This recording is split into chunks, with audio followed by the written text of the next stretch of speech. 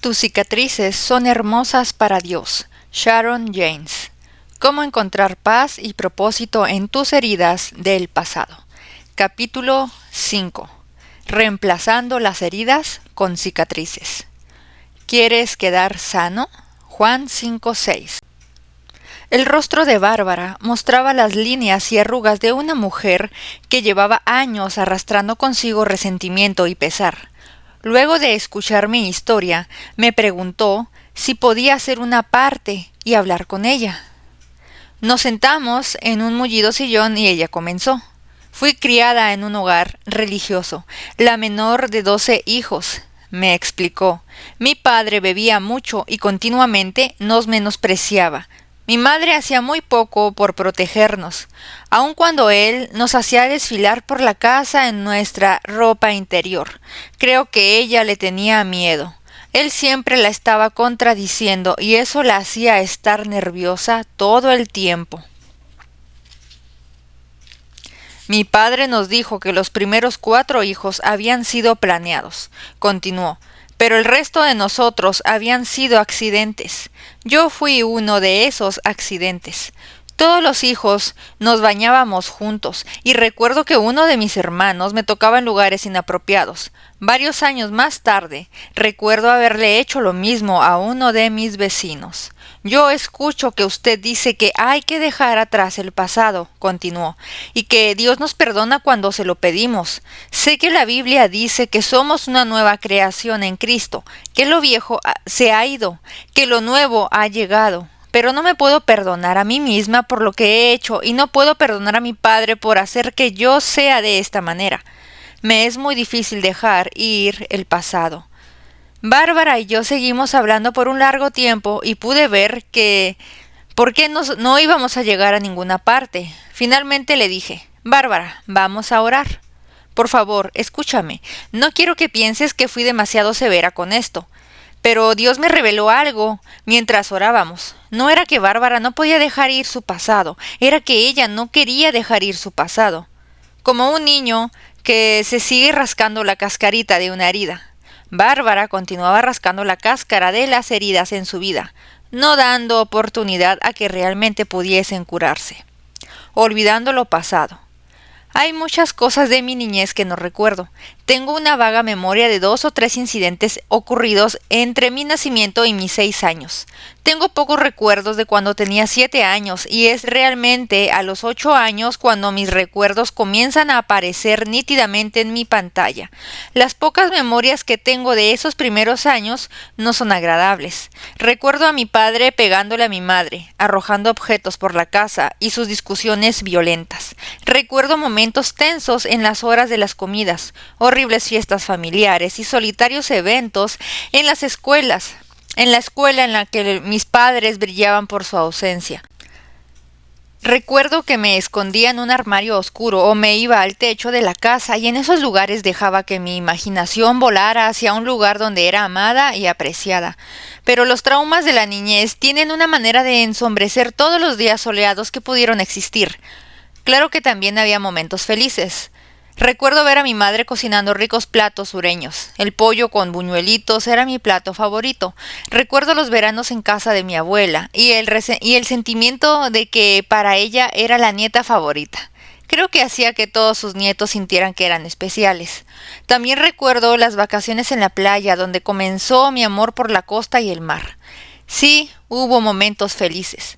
Mientras crecía, comenzaron a resurgir ciertos recuerdos. Empecé a comprender el origen de muchas de mis inseguridades. Cuando comencé a comprender, comencé a sanar. Los científicos han comprobado que los hombres recuerdan hechos y que las mujeres no solamente recuerdan los hechos, sino también las emociones conectadas con estos hechos. Son esas emociones las que a veces nos impiden sanar. Como seres humanos, tendemos a recordar lo que deberíamos olvidar y tendemos a olvidar lo que deberíamos recordar. Dios dijo, y nunca más me acordaré de sus pecados y maldades. Hebreos 10:17. Pablo nos cuenta uno de los secretos con su éxito como cristiano y en la vida. Hermanos, no pienso que yo mismo lo haya logrado ya. Más bien, una cosa hago, olvidando lo que queda atrás y esforzándome por alcanzar lo que está adelante. Sigo avanzando hacia la meta para ganar el premio que Dios ofrece mediante su llamamiento celestial en Cristo Jesús. Filipenses 3, 13 y 14. Pero espera, ¿no contradice esto el mensaje de este libro? ¿Cómo podemos olvidar lo pasado y descubrir la belleza de nuestras cicatrices al mismo tiempo? La clave se encuentra en una comprensión bíblica de la palabra olvido. En la Biblia, Dios nos dice que se olvida de nuestros pecados y no los recuerda más. Pero ¿cómo hace un Dios omnipotente, omnisciente para olvidar? Miremos el antónimo para tener una mejor comprensión. Hay muchos eventos en la Biblia que comienzan con las palabras Dios recordó. Dios se acordó entonces de Noé. Génesis 8.1. Se acordó de Abraham. Génesis 19.29. Se acordó de Raquel. Génesis 30.22. Al oír sus quejas se acordó del pacto que había hecho con Abraham, Isaac y Jacob. Éxodo 2.24. En cada incidente, el hecho de que Dios recordaba significaba que iba a hacer algo al respecto. Dios iba a intervenir. Por tanto, si Dios recuerda, significa con esto que va a actuar. Entonces, que Dios olvide significa que Él no va a intervenir. Yo les perdonaré su iniquidad y nunca más me acordaré de sus pecados. Jeremías 31:34. Dice él, Dios se olvida de nuestros pecados, no va a proceder de acuerdo a ellos. De la misma manera, aunque no podamos olvidar físicamente los detalles de las heridas de nuestro pasado, podemos elegir no actuar de acuerdo a esas heridas. Podemos elegir perdonar a las personas que nos han hecho daño y no permitir que el recuerdo de la ofensa llegue a controlar todos los aspectos de nuestra vida. En ese sentido, podemos perdonar y olvidar. Cuando Pablo habla de olvidar, no quiere decir que va a poder o siquiera va a tratar de borrar un incidente de su memoria. Olvidar no significa borrar la memoria de su pasado, pero era un rechazo consciente a permitir que absorbiese su atención y que le impidiese su progreso. Pablo se negaba a permitir que algunos aspectos de su pasado pudiesen controlar su presente. Podía contarles a otros de su pasado, pero sin dolor, malicia o siquiera indicios de venganza. Sí, yo recuerdo las heridas de mi pasado, pero puedo decir honestamente que no actúo de acuerdo a ellas. Cuando ahora recuerdo, no siento el aguijón, no siento la amargura, ni escucho las campanadas de la injusticia. Mi pasado no controla más a mi presente, debido a que estos recuerdos tienen ya tan poco poder sobre mis acciones y emociones de hoy en día, afloran en la superficie cada vez menos. Satanás ha tenido que hurgar bien profundo en su bolsa de municiones, porque las viejas tretas de los punzantes dardos del pasado simplemente ya no tienen eficacia. Para mí, eso es olvidar mi pasado. Pero es tan difícil, es muy posible que digas, amiga, Dios nunca nos dice que hagamos algo por lo cual no nos dé Él poder. Por lo tanto, nos ha instruido a que perdonemos y ha de darnos el poder para hacerlo. Él nos instruye que dejemos atrás el pasado y nos va a dar el poder para hacerlo. Él nos ha instruido a que nos quitemos el viejo yo y nos dará el poder para hacerlo. Pablo dijo, todo lo puedo en Cristo que me fortalece. Filipenses 4:13. Todo significa todas las cosas que Dios nos llama a hacer. Isaías escribió, cuando un agricultor ara para sembrar, ¿lo hace sin descanso? ¿Se pasa todos los días rompiendo y rastrillando su terreno? Después de que ha emparejado la superficie, ¿no siembra eneldo y esparce comino? ¿No siembra trigo ni lera, cebada en el lugar debido y centeno en las orillas? Isaías 28, 24 y 25. Creo que muchas de nosotras hemos estado rompiendo y trillando la misma tierra demasiado tiempo. Hemos estado contando y recontando lo que hizo y cómo se hizo, revolviendo siempre el mismo terreno y levantando una gigantesca nube de tierra. Pero llega un momento en que debemos dejar de arar y debemos comenzar a plantar semillas. Hasta que no llegue ese momento, no vamos a ver ninguna cosecha. ¿Quieres quedar sana? A veces las cadenas que llevamos y que aprisionan nuestro corazón se vuelven tan cómodas que nos acostumbramos al dolor y nos olvidamos de lo que significa sentirse bien. Quizás algunas de nosotras no conocen la libertad, pero la gran pregunta es, ¿quieres quedar sana? ¿Quieres ser libre? Por supuesto que quiero, te escucho decir, pero ¿realmente lo quieres? Hubo un hombre a quien Jesús se enfrentó y que se encontraba con la misma encrucijada en su vida. En Jerusalén, hombres y mujeres con diferentes problemas de salud se congregaban en el estanque de la Puerta de las Ovejas. Alrededor del estanque había 5 pórticos donde se reunían los enfermos, esperando ver el agitar de las aguas. Ellos creían que en determinados momentos un ángel del Señor bajaba del cielo y agitaba las aguas del estanque. Cuando las personas veían las aguas moverse, todos hacían un intento desesperado por entrar en el estanque. Ellos creían que el primero en entrar iba a ser curado.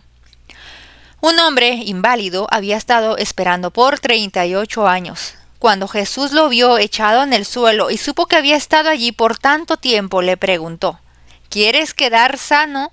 Juan 5:6. Pareciera una pregunta poco usual, ¿o no? A veces nos acostumbramos a estar enfermas, nos apegamos a nuestras heridas, pasan a formar parte de quienes somos y no podemos imaginar la vida sin ellas. Para este hombre, la sanidad significaba un cambio drástico en su vida. Iba a tener que conseguir trabajo para ser un adulto responsable e iba a tener que dejar de pasar el día junto a un estanque. El dolor se puede convertir en un ídolo.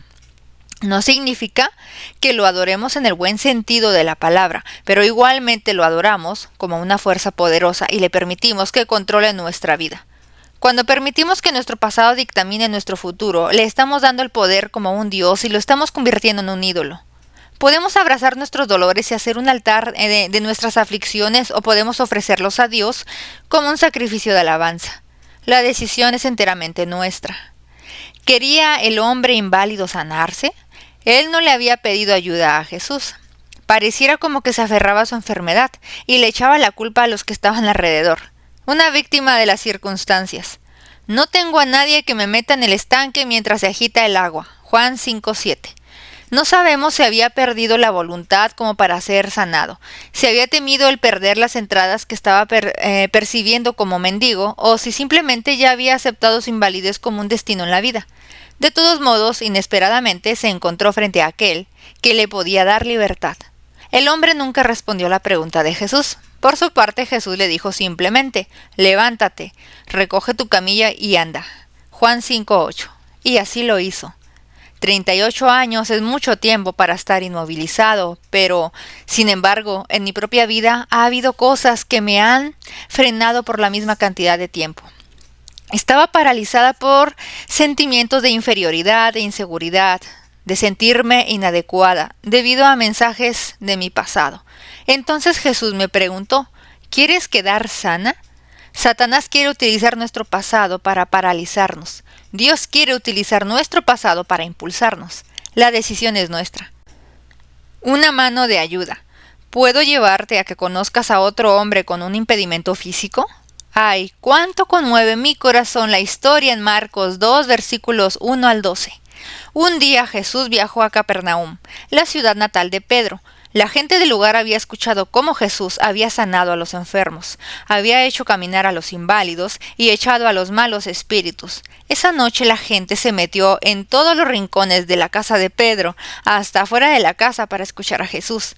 Pero la voz de Jesús no era lo único que escuchaba. Golpes, martillazos, sonidos de excavación. Luego de un corto tiempo, Jesús notó que la arcilla del techo comenzaba a caerle encima como si fuera lluvia y le cubría la cabeza y las pestañas. El polvo comenzaba a acumularse alrededor de las sandalias que calzaban sus pies y empolvaban su túnica.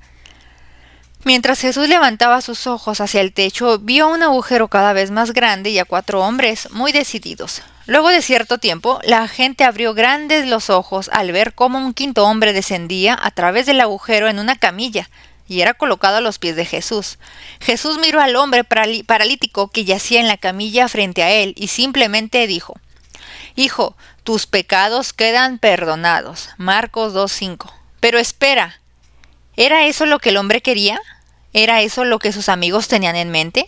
Oh, amiga mía, a veces es nuestro pecado lo que nos paraliza. Una de las tácticas de Satanás que causa más daño es paralizarnos con nuestras propias emociones. Él quiere cubrirnos con la vergüenza, apesadumbrarnos con la sensación de culpa y paralizar nuestro progreso hacia la cruz. Pero Jesús vino a darnos libertad. Jesús nos dice que nos levantemos y caminemos. Hay otro aspecto de esta historia que hace cantar a mi corazón. Los amigos de este hombre lo amaban tanto como para llevarlo hasta Jesús. A veces no tenemos la suficiente energía como para llegar al gran médico por nuestra cuenta. Cuánta bendición es contar con amigos que cargan nuestra camilla hasta el Salvador, arriesgan el enojo de los demás y no tienen miedo de ensuciarse en el proceso. Los psicólogos dicen que es difícil para una persona mantener su sanidad mental a menos que tenga a alguien con quien pueda ser totalmente honesta emocionalmente. Jesús contaba con 12 amigos cercanos y con 3 amigos íntimos, Pedro, Santiago y Juan.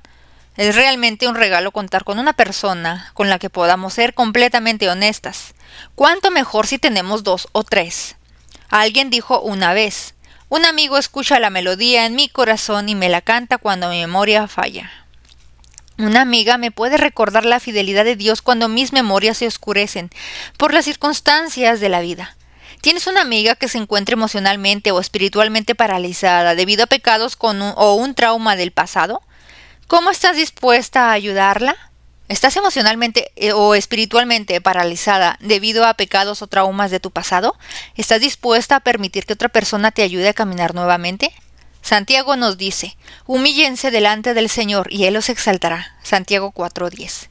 No necesariamente te va a elevar a un lugar de honores de acuerdo al mundo, pero te va a sacar del barro, fuera de la camilla, y va a colocar a tus pies el sendero que ha elegido para ti desde un principio. A veces puede que llame a un amigo para que lleve tu camilla, otras veces puede que te llame para que seas tú la que acarrea la camilla de otros. La cura es un proceso. La cura es un proceso. No sabemos mucho acerca de lo que sucedió luego de que los 2 hombres inválidos fueron sanados, pero imagino que tuvieron que aprender a pararse sobre sus propias piernas, literal y figurativamente. La sanidad comienza reconociendo que una herida necesita sanar. Un recuerdo doloroso, un sentimiento supurante, un dolor del corazón. Generalmente la sanidad no ocurre en un instante, sino a través de un proceso de pasos o decisiones. El diccionario Larousse define la palabra proceso como una serie de fases de un fenómeno, la evolución de una serie de fenómenos. Una de mis palabras favoritas en el Nuevo Testamento es instantáneamente. Al instante recobraron la vista. Mateo 20:34. Al instante se le quitó la lepra, Lucas 1:42. Al instante cesó su hemorragia, Lucas 8:44. A veces Dios sana instantáneamente y a veces elige que vayamos a través de pasos que nos han de curar. De cualquiera de las 2 maneras aprendí que Dios está más interesado con el proceso que con el producto final. Por supuesto, yo prefiero la ruta de lo instantáneo, pero la mayoría de las veces pareciera ser que viajo a través de montañas y valles. La buena noticia es que Jesús nunca se enfrentó con alguien cuyo problema haya sido mayor que su poder para sanar. Puede que tú pienses que ya estás demasiado grave, pero descansa en la certeza de que Jesús se especializa en dar vida después de la muerte. No importa cuánto tiempo pareciera que la muerte ha prevalecido. En la Biblia hay 3 incidentes en los que Jesús levantó a alguien de entre los muertos. El hijo de la viuda de Naín, Lucas 7, versículos 11 al 17. La hija de Jairo, Lucas 8, 41 al 56. Y Lázaro, hermano de María y de Marta, Juan 11, versículos 1 al 57. La hija de Jairo había estado muerta por algunas pocas horas. El hijo de la viuda de Naín probablemente haya estado muerto por unos días. Y Lázaro estuvo muerto lo suficiente como para que su cuerpo comenzara a descomponerse. Ni el periodo de tiempo en que la persona estuvo muerta ni el estado de deterioro le importaron a Jesús. Con solamente emitir una palabra ya estaba nuevamente en sus pies. De la misma manera, no importa el tiempo que hayamos sentido el dolor de una herida que pareciera ser fatal en nuestra alma, Dios puede restaurar y resucitar nuestros sueños rotos, hasta puede crear un vasto ejército de un montón de huesos secos. Él le dijo al profeta Ezequiel que le hablase a un promontorio de huesos.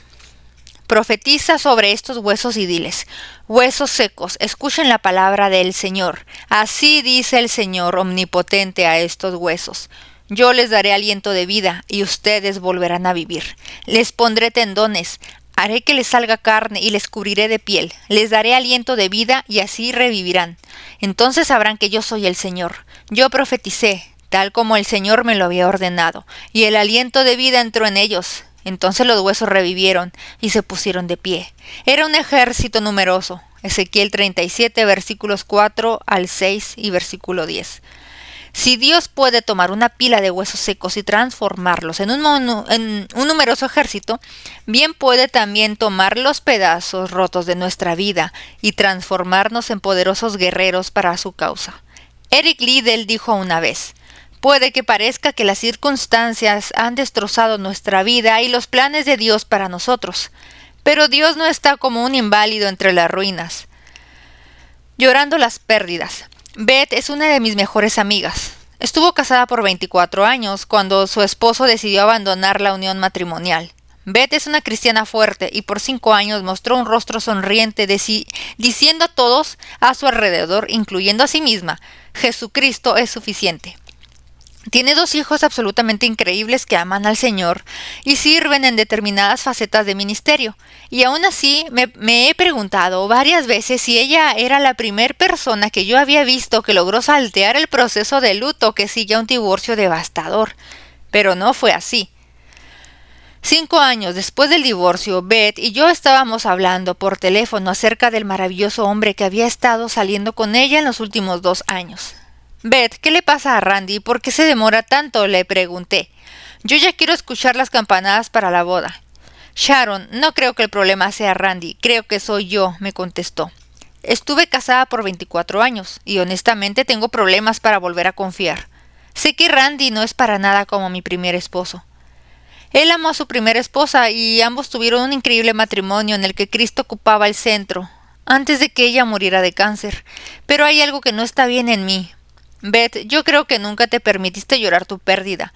Sé que tu ex esposo te traicionó en el verdadero centro de lo que un matrimonio debe de ser, pero igualmente es una pérdida. Hay duelo en la pérdida de tus hijos al no haber tenido al padre que merecen. La pérdida por haber invertido 24 años en un hombre que te traicionó, y la pérdida del sueño de cómo un matrimonio puede y debe de ser. Lo que Dios ha querido desde el comienzo de los tiempos. Recién ahora, Beth está comenzando a sentir las muchas pérdidas que acompañaron a su divorcio. Y ella y sus 2 hijos ya grandes están en el proceso hacia la liberación. En el libro sobre la muerte y los que mueren, Elizabeth Kubler-Ross nota 5 etapas del duelo. Primera etapa, negación y aislamiento. Segunda etapa, enojo. Tercera etapa, negociación. Cuarta etapa, depresión. Quinta etapa, aceptación. Pero para nosotras, las que hemos unido nuestras vidas con Jesucristo, hay otra sexta etapa, resurrección. El dolor es parte del proceso de sanar. En mi caso, yo tuve que llorar el hecho de que no tenía la familia que yo añoraba. He llorado el dolor de saber que no he sido la favorita de mi padre, que no he sido amada incondicionalmente y que no he podido tener en mis brazos a un segundo hijo. Y al llorar cada una de estas pérdidas me ayudó a dejarlas ir. Pero luego de un tiempo tuve que dejar de lamentarme por lo que no era y empezar a alegrarme en las bendiciones de lo que es. Recuerda, no puedes cambiar el pasado, pero sí puedes decidir qué es lo que vas a hacer con él. Quizás necesites llorar por las pérdidas en tu vida. He aquí varias. Pérdida de la inocencia, pérdida de una familia acogedora, pérdida del amor incondicional, pérdida de la aceptación, pérdida de la seguridad, pérdida de la virginidad, pérdida de una relación más cercana con tu madre, pérdida de una relación saludable con tu padre, pérdida de la confianza, pérdida de la educación, pérdida del empleo, pérdida del matrimonio, pérdida del esposo o esposa, pérdida de un hijo o una hija, pérdida de la amistad. Es saludable llorar por una pérdida, pero luego llega un momento en que debemos dejar el luto y comenzar una nueva vida. Mi amado me habló y me dijo: levántate, amada mía. Ven conmigo, mujer hermosa. Mira, el invierno se ha ido, y con él han cesado y se han ido las lluvias. Ya brotan flores en los campos, y el tiempo de la canción ha llegado. Ya se escucha por toda nuestra tierra el arrullo de las tórtolas. Cantares 2, versículos 10 al 12. Viviendo en libertad. Cuando estaba en el grado 12 tuvimos que presentar un trabajo de investigación. Por alguna extraña razón yo hice mi investigación sobre el índice de reincidencia de los prisioneros en las cárceles. Ya sé, ¿por qué?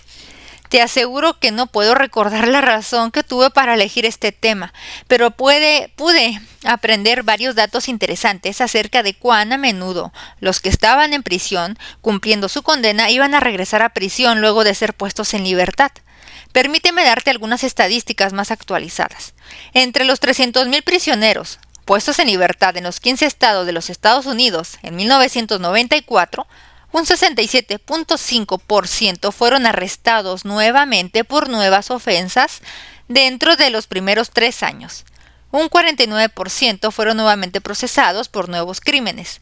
Casi un 52% volvieron a la prisión para cumplir una condena por una nueva sentencia o una violación tácita de sus condiciones de libertad, tal como puede ser el fallar en un examen antidroga, no aparecer para tener la concebida entrevista con su oficial de libertad condicional o el arresto por un nuevo crimen. Para algunos, el estar en la cárcel es más cómodo que estar en libertad. Ellos saben cómo funciona la prisión, y el estar fuera viviendo en libertad es un concepto demasiado extraño, difícil o complicado. La vida entre rejas es más fácil. A veces las personas heridas se sienten tan cómodas con sus heridas que no saben muy bien cómo pueden vivir sin ella. Esa herida se convierte en ellas mismas y tienen miedo de estar en el mundo libre. Las barras de la prisión crean un falso sentido de seguridad. Por lo menos saben qué esperar en estas circunstancias y se les pide muy poco a cambio. Pero Jesús vino a dar libertad a los cautivos y a darles vida abundante. Por ello, la pregunta sigue siendo muy pertinente. ¿Quieres quedar sana? Progresando más allá del dolor. Estaba sentada al lado de la cama de un amigo de 55 años, escuchándolo hacer nuevamente su repaso de la lista de pasadas injusticias. Stan estaba relativamente sano, pero había tenido un susto con un tumor que había aparecido en un examen de rayos X de sus pulmones. El tumor resultó ser benigno, pero la recuperación luego de la delicada intervención iba a tomar varios meses. Aunque el cirujano había logrado quitar esa masa enferma, la masa cancerosa que estaba envenenando su corazón continuaba. Durante la visita, Stan había contado y recontado su lista de heridas de la infancia, pasando de escenas en esa escena como si fuese un crítico de película de cine, y señalando las debilidades y peculiaridades de los actores en el set. Como una vieja película en blanco y negro, arruinada por la estática y el paso del tiempo, yo escuché su percepción del pasado y cómo continuaba afectándolo en el presente. Toda mi persona deseaba gritar, ¡suficiente! Deseaba tomar esa muleta tan invisible que se había convertido en una buena excusa para su mala conducta y quebrársela en la cabeza dura. ¿En qué te diferencias del padre que tanto has detestado? Hubiera querido preguntarle. Pero no lo hice. Simplemente volví a escucharlo en su letanía, una y otra vez. ¿Qué le diría Jesús a Stan? ¿Qué piensas que Jesús le ha estado preguntando a Stan en el pasado? Stan, ¿quieres quedar sano? Cada una de nosotras hace una elección cuando llega el momento de reemplazar nuestras heridas con cicatrices. Admito que puede ser atemorizante, especialmente si una herida es lo único que hemos conocido. Como un pajarito que no está todavía muy seguro de poder navegar los cielos tan inmensos, nos quedamos en el borde del nido, preguntándonos si podremos sobrevivir fuera de este lugar seguro. Algunos nos dicen en nuestro interior que no hemos sido creadas para quedarnos en el nido toda la vida, pero ¿nos aventuraremos fuera para volar? Oh, amiga mía, espero que tu respuesta sea un resonante sí. En los próximos 2 capítulos hemos de ver 2 pasos necesarios para reemplazar viejas heridas por hermosas cicatrices, perdonando a aquellos que nos han hecho mal y perdonándonos a nosotras mismas. Así que respira hondo. Puede que esta sea la montaña más difícil de escalar en este viaje que estamos realizando, pero la vista desde la cima nos va a quitar el aliento.